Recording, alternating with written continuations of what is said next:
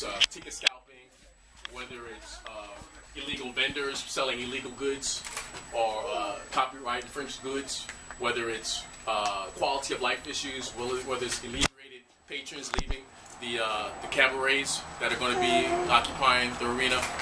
These are the concerns that we're going to have to continuously talk to the police department, talk to the precinct commander, talk to each other as elected officials and community-minded folks like yourself.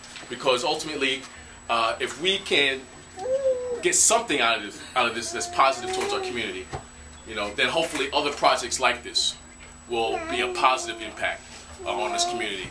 And we understand that the governor is really wants to stress public-private partnership, but we really have to stress the public portion of it, particularly when we're talking about taxpayers spilling out millions and millions of dollars, all to the expense of a for-profit developer. So we don't want a square hole in a round peg and try to jam it in there.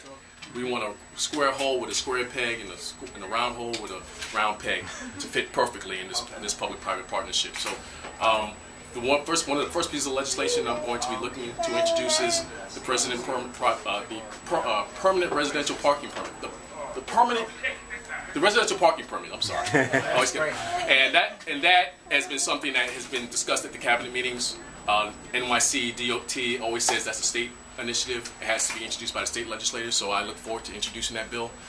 The most important thing I have to do is make sure I got a senator on the other side who's going to push. Well, you know that my mom's who's going to push that, and I know that Senator Golden is, he's like the senator for downstate legislations.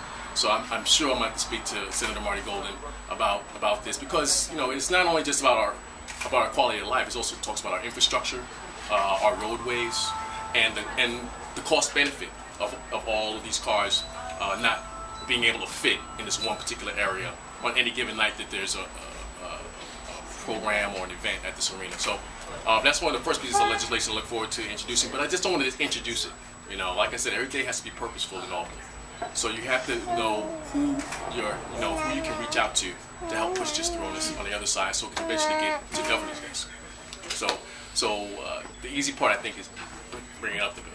The hard part is now pushing it through, so it gets past the assembly floor, it gets past the Senate floor, and eventually gets to the second floor of the Capitol building.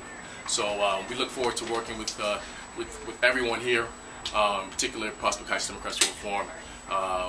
And the residents of Prospect Heights, because I think you guys obviously are going to feel the brunt of all of this that's coming in the next few days and the years to come.